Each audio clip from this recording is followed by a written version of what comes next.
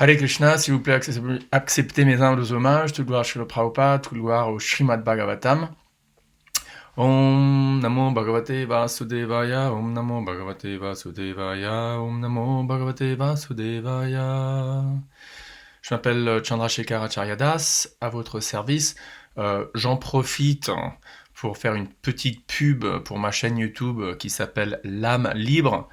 L'âme libre, sur laquelle, c'est pas moi, hein, l'âme libre, sur laquelle je fais des vidéos sur la Bhagavad Gita principalement. Donc vous pouvez chercher ma chaîne L'âme libre sur YouTube et une fois par semaine recevoir une vidéo ou deux sur des thèmes contemporains vus du point de vue des enseignements de Krishna dans la Bhagavad Gita. Hare Krishna, donc grâce à Devarshi Prabhu qui m'a gentiment donné l'honneur de discuter à propos du 8e chant du Bhagavatam, bien aujourd'hui j'en profite donc pour accepter cette invitation pour ma propre purification et j'espère pour inspirer tous ceux qui regardent cette vidéo sur le sujet donc du 8e chant du Bhagavatam. Comme la majorité des dévots qui parlent sur les autres chants, parler d'un chant tout entier en l'espace de 20 minutes ou 25 minutes, pas facile, quoi, pas facile. Donc j'ai regardé un peu la totalité du 8e chant et j'ai décidé de me concentrer sur trois, disons, divertissements, trois passages du Bhagavatam, du 8e chant, je veux dire, qui sont quand même très connus et dans lesquels se trouvent des versets clés. Par exemple, donc je parle en particulier de l'histoire de l'éléphant Gajendra. Et ensuite, je voudrais parler quelques mots à propos du seigneur Shiva qui se fait déconcerter et éblouir par la forme féminine de Dieu la personne suprême, Mohini. Et finalement, du dialogue ou de l'histoire, mais surtout le dialogue intéressant entre l'avatar de Krishna qui s'appelle Vamana, le nain Vamana, le nain Brahmana Vamana, et le roi Bali, et y compris son gourou démoniaque Shukracharya qui lui dit non, tu devrais pas adorer Vamana parce que c'est Dieu la personne suprême.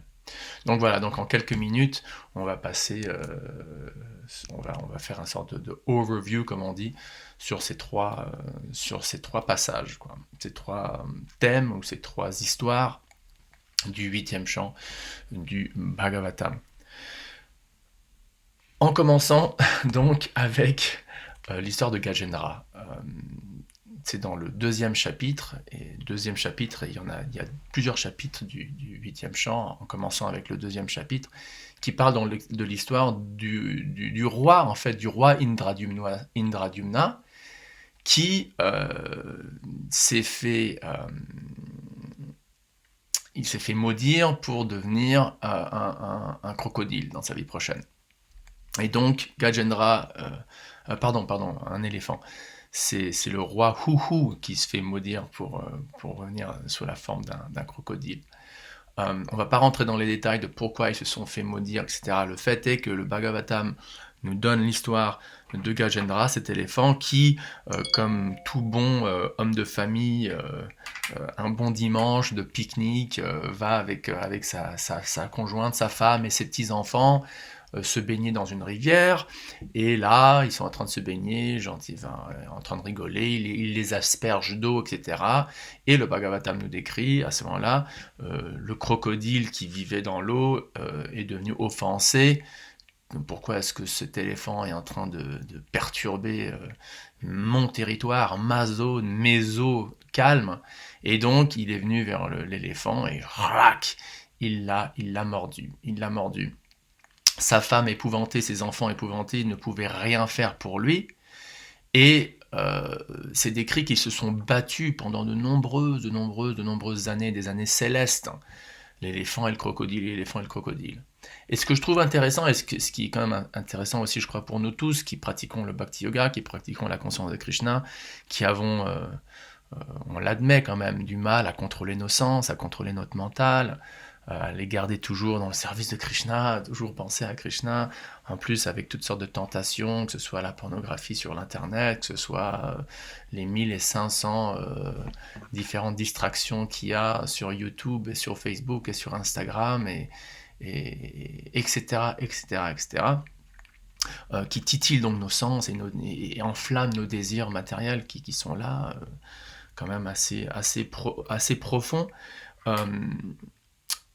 C'est intéressant de noter que Prabhupada et les acharyas mentionnent et le Bhagavatam lui-même d'abord mentionne qu'au fur et à mesure que les années s'écoulaient, l'éléphant perdait sa force, tandis que le crocodile, lui, gagnait de force dans cette lutte entre l'éléphant Gajendra et le crocodile.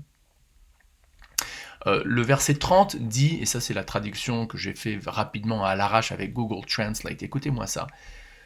Le narrateur dit, par la suite, parce qu'il était entraîné dans l'eau et qu'il s'était battu pendant de longues années, donc dans l'eau, l'éléphant devint diminué dans sa force mentale, physique et sensorielle.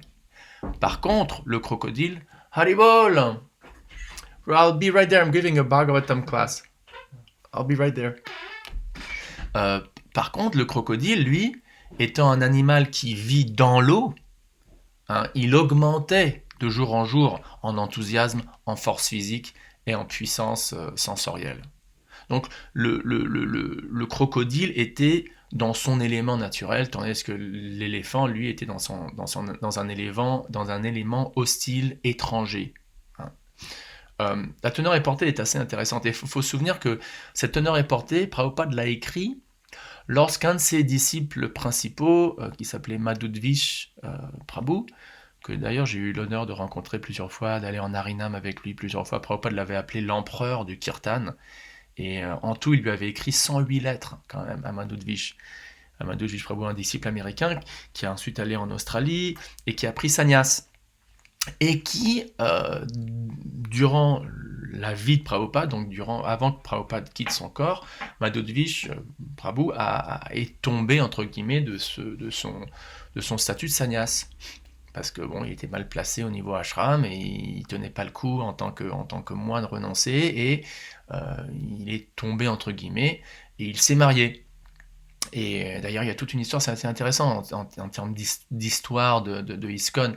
Il y a des dévots qui se moquaient un peu de lui. Ah, t'as entendu, il y a Madhudvish qui est tombé, Madhudvish famille est tombé et tout. Et Prabhupada, à un moment, a écrit une lettre où il a écrit une lettre où il a dit, vous avez fait en sorte que le retour de mon fils est impossible. You have made the return of my son impossible. En d'autres mots, il castiguait, il engueulait, si j'ose dire, il grondait ses disciples en disant que voilà, en vous moquant de ce frère en Dieu, vous avez fait en sorte que ça va devenir très difficile pour lui de revenir à la conscience de Krishna. Donc c'est une bonne leçon, quoi. Quand on pointe un doigt sur quelqu'un, il y en a 3 qui sont pointés vers nous. Mais bref, en revenant à cette honneur et portée, Prabhupada dit... Dans le combat entre l'éléphant et le crocodile, la différence était que même si l'éléphant était extrêmement puissant, il était dans un endroit étranger, dans l'eau. Pendant 1000 ans de combat, donc c'était longtemps, 1000 ans de combat, il ne pouvait obtenir aucune nourriture, et donc, dans les circonstances, sa force corporelle diminua, et puisque sa force corporelle diminua, son esprit aussi est devenu faible et ses sens moins puissants. Le crocodile, cependant, étant un animal de l'eau, n'a eu aucune difficulté. Il recevait de la nourriture en mangeant carrément la jambe du crocodile, de l'éléphant, de Gajendra, et donc recevait la force mentale et des encouragements sensoriels ou sensuels. Donc, le crocodile devenait de plus en plus puissant, et le crocodile de plus en plus fort.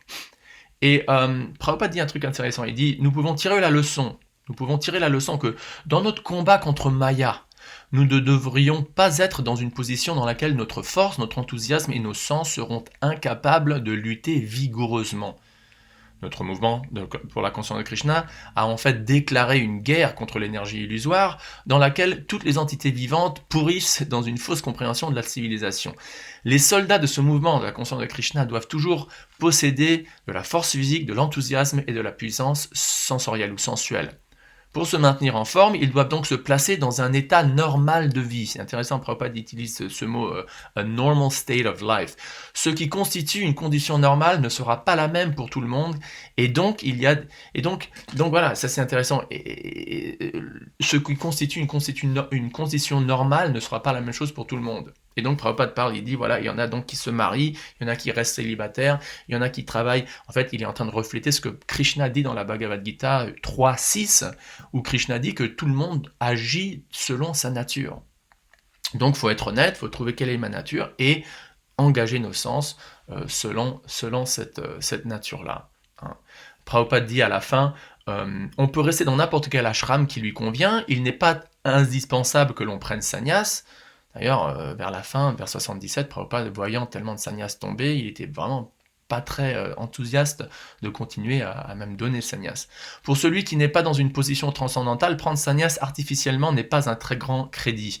Si le sannyas ne convient pas, on peut entrer dans le Grihastha Ashram et combattre Maya avec une grande force. Mais il ne faut pas abandonner le combat et s'en aller. C'est ça le point. Et il disait ça, et il disait, voilà, ça fait rien, t'es tombé, peu importe. D'ailleurs, c'est en 77 qu'il est tombé, parce que Bhakti Charuswami, mon maître spirituel initiateur, se rappelle que Satsarup Maharaj est allé chercher Madhudvish, qu'il l'a ramené à Prabhupada, et dans la chambre où Prabhupada était dans son lit de mort, il a dit à Madhudvish, avec beaucoup d'encouragement, il a dit, bah écoute, tu t'es marié, peu importe, enfin tu t'es tombé de sannyas, tu peux faire comme tes autres frères en Dieu, ils se sont mariés, tu peux te marier et continuer, c'est ça le point principal, quoi. Sannyas ou pas, le point c'est continuer sa conscience de Krishna. C'est continuer sa conscience de Krishna. Donc il faut se souvenir que la conscience de Krishna, c'est un projet pour toute notre vie, pour notre vie toute entière, et donc faut penser long terme, et le renoncement artificiel, c'est-à-dire, et là je dis pas que vous devez vous adonner à des activités pécheresses, hein, quelle que soit notre situation, quelle que soit notre condition, on doit s'efforcer de ne pas avoir de sexe illicite. Alors après, la définition du sexe illicite, c'est une discussion. Il y en a qui disent que c'est seulement pour la procréation. Il y en a qui disent que le sexe non illicite, c'est que ça. Il y en a qui disent que du moment que c'est dans le mariage, c'est pas idéal, mais au moins c'est pas un péché. C'est pas un péché d'avoir des relations sexuelles avec sa femme ou avec son mari dans le cadre d'un mariage, bien que c'est pas la plateforme idéale, qui est en effet que pour la procréation, mais au moins c'est pas quelque chose de pécheur. Le point est que chacun, comme Prabhupada le dit, chacun a sa propre constitution, son propre corps, et bien qu'on doit suivre les 4 principes, on doit aussi découvrir comment mener à bout notre conscience de Krishna sur une durée de 20, 30, 50, 60 ans, quoi, ou 80 ans si on a 10 ans et on va en vivre 90. Vous voyez ce que je veux dire? Donc, si c'est pour quelqu'un, il faut aller faire des promenades, ou quelqu'un avoir un hobby de faire du sport même, ou quelqu'un d'autre de, je sais pas, de tricoter des trucs, ou quelqu'un s'engager vraiment dans un business et gagner de l'argent et donner de l'argent en donation à différents projets conscients de Krishna. Enfin, chacun navigue son propre bateau, mais comme ici, le Bhagavatam nous-mêmes nous instruit, le fait est que Gajendra était dans une situation défavorable, dans un contexte défavorable, et c'est pour ça qu'il a perdu la bataille. Avant que qui? Et là, bon, en revenant à l'histoire, en se rendant compte que voilà, personne peut me sauver, ma femme va pas pouvoir me sauver, mes enfants vont pas pouvoir me sauver, et donc j'ai qu'un seul refuge, c'est Krishna, c'est Vishnu. Et il a commencé à offrir des très belles prières que vous pouvez lire je crois que c'est dans le 3e ou le 4e chapitre du 8e chant, et il commence à prier au Seigneur, voilà, tu es Dieu, la personne suprême, il le glorifie, et donc je prends refuge de toi, que tu sois ma destination finale, je prends refuge de toi exclusivement, etc., etc. Et le Bhagavatam nous raconte que Vishnu lui-même est apparu sur les épaules de Garuda, et quand Gajendra a vu le Seigneur, il a pris une fleur de lotus qui était là dans la rivière avec la trompe d'un éléphant, avec sa trompe, et il l'a offert comme ça. Il y a d'ailleurs une peinture du BBT très belle où Gajendra offre sa fleur comme ça au Seigneur dans les cieux qui est sur Garuda, tout en ayant du sang qui coule de sa jambe, qui est mordu par le crocodile. Et le Bhagavatam nous dit que le Seigneur a eu compassion envers lui et est descendu de Garuda, a relevé le crocodile et l'éléphant sur la rive, a pris son Sudarshan, a coupé le cou, ou a coupé la bouche du cou du crocodile, et les deux, le roi Huhu, donc qui avait été maudit de rentrer dans un corps de crocodile, est retourné, je crois, à Gandharva Loka.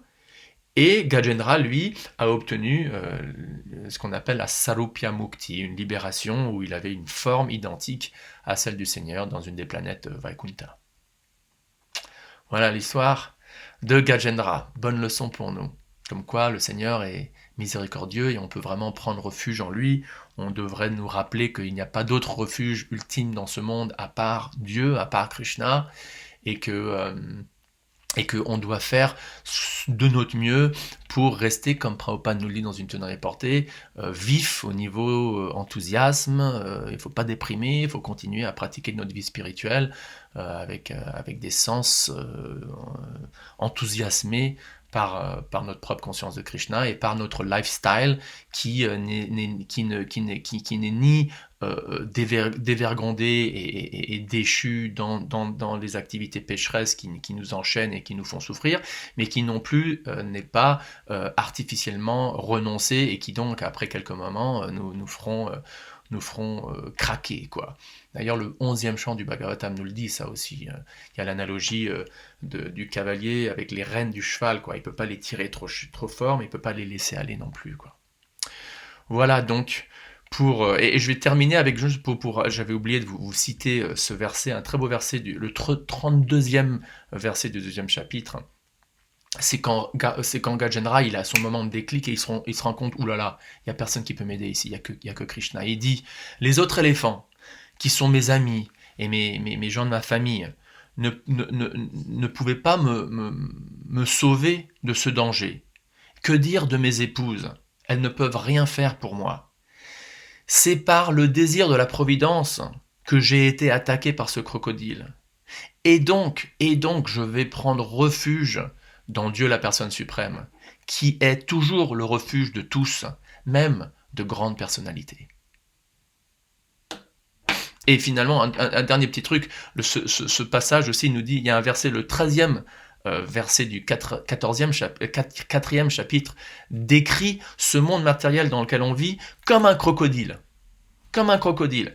Upon delivering the king of the elephants from the clutches of the crocodile, and from material existence, which itself is like a crocodile. Donc, Shukadev Goswami, ou je ne sais pas qui narre l'histoire de Gajendra, j'oublie, pardon, mais bon, en tout cas c'est Shukadev Goswami, mais peut-être que c'est quelqu'un d'autre dans le dialogue de Shukadev Goswami à Parikshit qui narre cette histoire. Enfin bref, c'est décrit par donc le Bhagavatam que l'existence matérielle ressemble même à un crocodile, quoi. Donc bienvenue au monde matériel, bienvenue au crocodile du monde matériel. Alors, combien de temps est-ce qu'on a encore sur les 30 minutes ? Il y a 18 minutes qui restent. Il y a 12 minutes qui restent. Ok. Bon, on va parler rapidement de Shiva, un autre passage du 18e chant, où Shiva se fait complètement déconcerté, complètement bewildered. Comment est-ce qu'on dit bewildered ? Confus.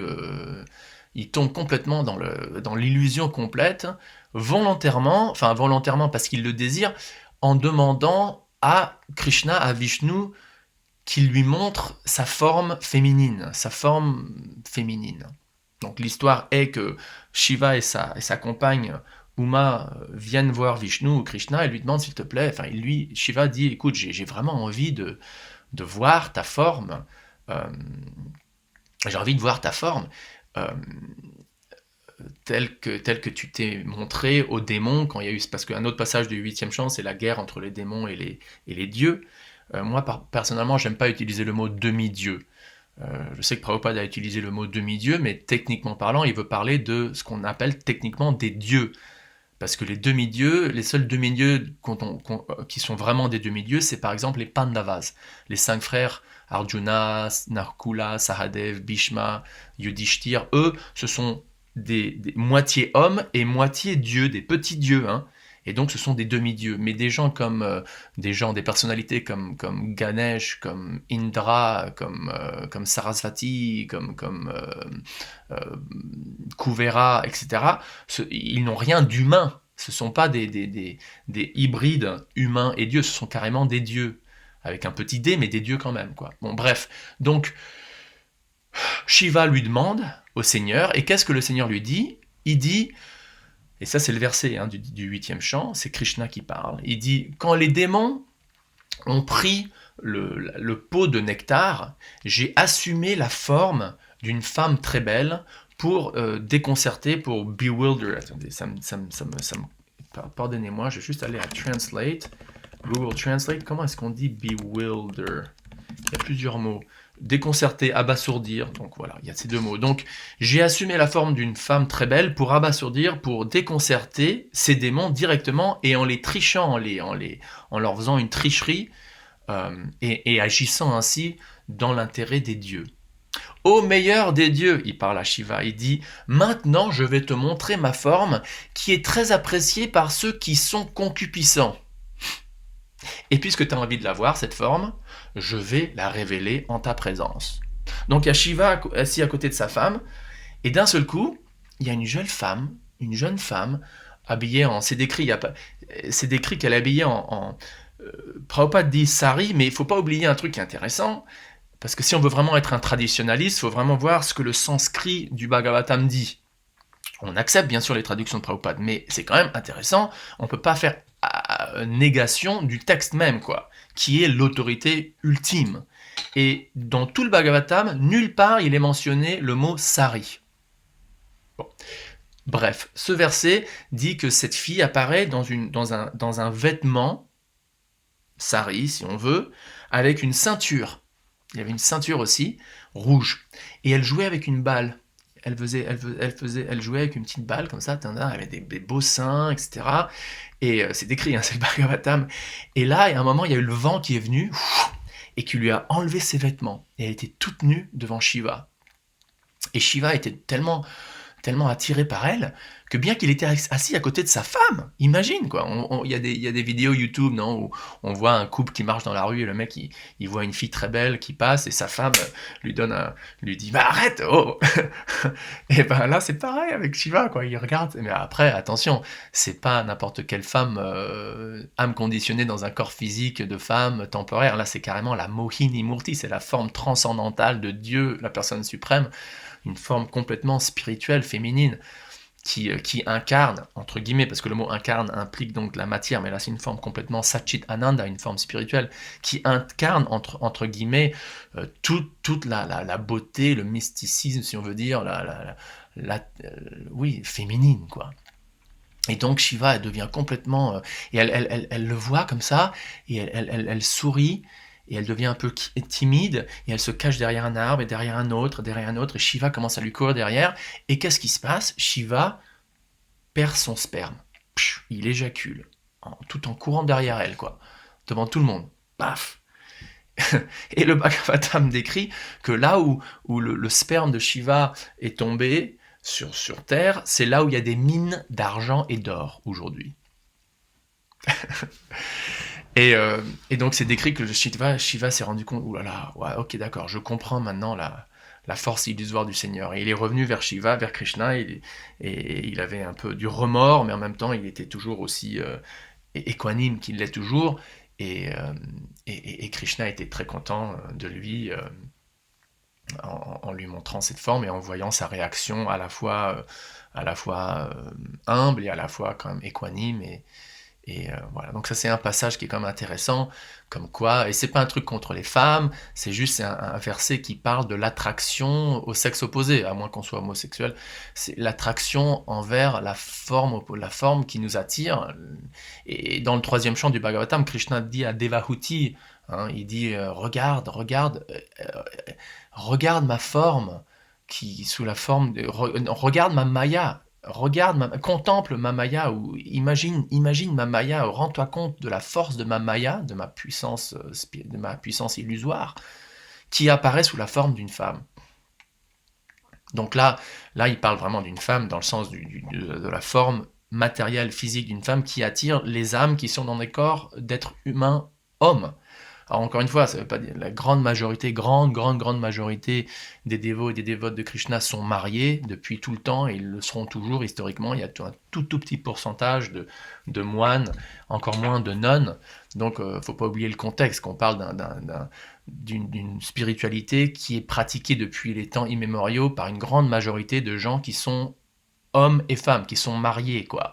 La grande majorité de la communauté Vaishnava a toujours été et sera toujours Grihasta. Ayant dit ça, faut pas oublier non plus la mécanique de Maya dans ce monde matériel. Et pour l'homme, ou l'âme dans un corps d'homme, c'est la forme de la femme qui l'éblouit et qui lui fait oublier son intelligence spirituelle. Et vice-versa pour la femme. D'ailleurs, dans le même chant du troisième chant du Bhagavatam, dans un de ces mêmes chapitres, Kapila-dev dit que pour la femme, elle pense en illusion que son mari, que l'homme est la source de sa protection, et qu'il lui fournit ce qu'elle veut, etc. Mais en fait, c'est tout autant une illusion, quoi. Donc c'est une illusion pour tout le monde. Qu'on soit dans un corps matériel homme ou un corps matériel femme, on est dans l'illusion. Et là, il y a quand même cette histoire où Shiva demande à Vishnu, s'il te plaît, montre-moi cette Mohini Murti. Donc Krishna a différents avatars, d'ailleurs un nombre illimité d'avatars, dont un qui est cette forme de Mohini. Mohini, ça veut dire d'ailleurs celle qui déconcerte, qui éblouit. Donc la forme éblouissante, déconcertante, abasourdante, si ça se dit, de Dieu la personne suprême. Voilà, donc on a parlé de Gajendra et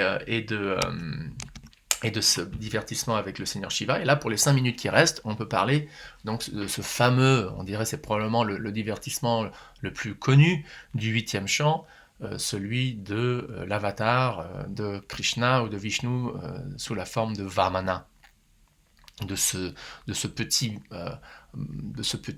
nain brahmana tout mignon qui apparaît dans la cérémonie du feu sacrificiel.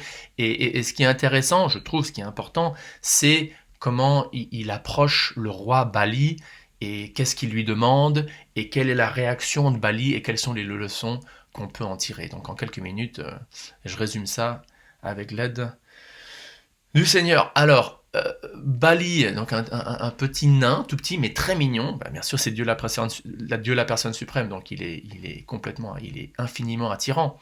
Et Bali, le roi Bali, c'est un dévot. Bien qu'il apparaît dans une famille non dévotionnelle, c'est un grand dévot de Vishnu. Mais son gourou, et là on parle pas d'un gourou dans le style dans ISKCON où on choisit la personne qui nous inspire le plus ou qui nous inspire beaucoup et on se fait initier, on lui demande de se faire initier. Là c'est plus un truc de famille, quoi. C'est un sort de gourou qu'on hérite dans un système de caste pour lequel on n'a pas nécessairement beaucoup d'attirance ou d'affection ou de dévotion. Et là c'est le cas avec Vamana parce que son gourou Shukracharya est en fait aussi un démon et antagoniste contre Vishnu. Et lui, quand il voit Vamana venir, il comprend le truc et il se rend compte tout de suite que attends, mais attention, ça c'est Vishnu déguisé. Et donc il dit à Bali, au roi Bali, il dit attention à ce Vamana, lui donne rien parce que c'est Vishnu et il va t'entuber. Et la réponse de Bali est très belle. La réponse de Bali, imagine, c'est Bali qui oppose son propre gourou. Donc ça c'est aussi une autre leçon. Enfin, qu'est-ce qu'il lui dit, on va le dire d'abord. Il lui dit, alors, si c'est Vishnu, super, parce que se faire entuber ou se faire avoir par Dieu la personne suprême, ça ne peut qu'être absolument positif. Car Dieu est, comme on dit dans les cercles chrétiens, Dieu est bon. Donc nous aussi on croit que Dieu est bon, Dieu est absolument bon. Donc toute chose qui peut nous arriver de la main directe de Dieu est bon. Donc avec cette foi inébranlable en la bonté transcendantale de Dieu, Bali a rejeté son gourou en disant non, là tu es en train de me donner une instruction, donc une instruction qui n'est pas favorable à ma dévotion envers Krishna, envers Vishnu. Tu veux m'arrêter, tu veux bloquer ma dévotion à Vishnu, donc je te rejette. Et donc c'est une leçon extrême, mais c'est une leçon quand même que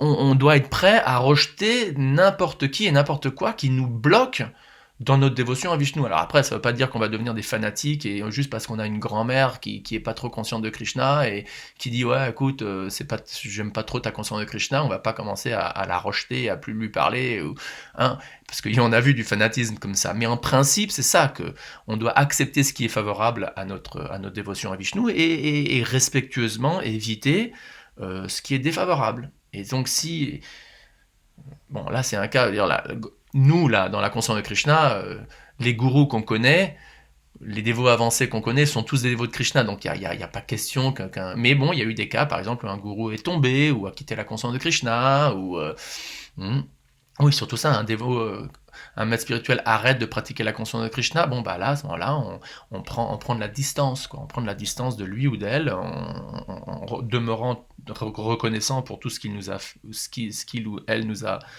donné en termes de conscience de Krishna, mais on doit suivre ce principe que la dévotion à Dieu, c'est ce qui est le plus important. Donc, Bali dit non, laisse tomber. Pardon, je ne sais pas pourquoi ça a arrêté, mais bon, je finis rapidement. Donc, Bali rejette son gourou Shukracharya et accepte Vamana qui vient et il dit à Vamana, bon, qu'est-ce que tu veux, mon cher ? Et Vamana lui dit, et ça c'est ce dialogue qui est très très très beau, il lui dit, je veux simplement 3 choses. Je veux juste 3 pas, 3 petits pas de terre, et des 3 pas de nain, quoi. Donc c'est 3 tout petits pas. Et là, c'est cette question, ces 2 versets, verset 20 et verset 21 du chapitre 19, où Bali dit, mais écoute mon petit garçon, celui qui m'approche moi pour me demander quelque chose, devrait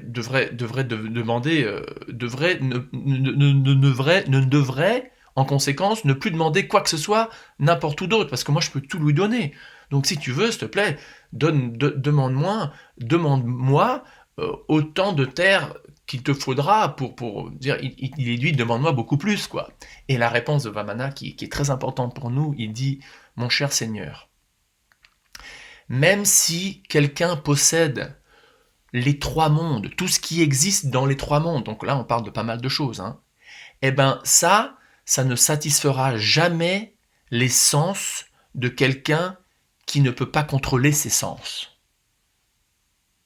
Donc en d'autres mots, si on n'arrive pas à contrôler nos sens, eh ben on pourra avoir autant d'argent qu'on veut, autant de femmes qu'on veut, autant de notoriété, de comment ça s'appelle, de prestige et d'être connu, etc. Et on ne sera toujours pas satisfait. On sera toujours pas satisfait. Pourquoi ? Parce que nos sens sont pas contrôlés. Donc si on arrive à bien contrôler nos sens, les garder naturellement engagés dans la conscience de Krishna, tout en vivant une vie dans la sattva guna, eh ben on pourra être satisfait. On pourra pratiquer la satisfaction, ce qui est très très très très important. Là, c'est plus que 30 minutes, donc j'arrête. Mais vous pouvez lire le reste de l'histoire. Vamana prend son premier pas, qui couvre carrément la planète tout entière. Deuxième pas, les 2 systèmes planétaires. Et le troisième pas, il dit où est-ce que je peux le mettre ? Et Bali dit s'il te plaît, mets-le sur ma tête, quoi. Mets-le sur ma tête. Bon voilà, merci, excusez-moi, j'ai passé quelques minutes de plus que les 30 minutes. Et restons tous au pied du Srimad Bhagavatam pour le reste de notre vie. Voilà, Srimad Bhagavatam ki jai, merci. Pardon, je ne sais pas pourquoi ça a arrêté, mais bon, je finis rapidement. Donc Bali rejette son gourou Shukracharya et accepte Vamana qui vient et il dit à Vamana, bon, qu'est-ce que tu veux, mon cher ? Et Vamana lui dit, et ça c'est ce dialogue qui est très très très beau, il lui dit, je veux simplement 3 choses. Je veux juste 3 pas, 3 petits pas de terre. Et des 3 pas de nain, quoi. Donc c'est 3 tout petits pas. Et là, c'est cette question, ces 2 versets, verset 20 et verset 21 du chapitre 19, où Bali dit, mais écoute mon petit garçon, celui qui m'approche moi pour me demander quelque chose, ne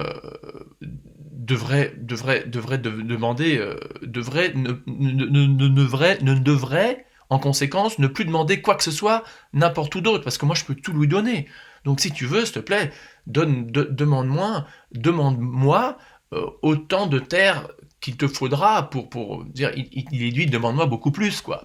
Et la réponse de Vamana, qui est très importante pour nous, il dit, mon cher Seigneur, même si quelqu'un possède les trois mondes, tout ce qui existe dans les trois mondes, donc là on parle de pas mal de choses, hein, eh ben ça ne satisfera jamais les sens de quelqu'un qui ne peut pas contrôler ses sens.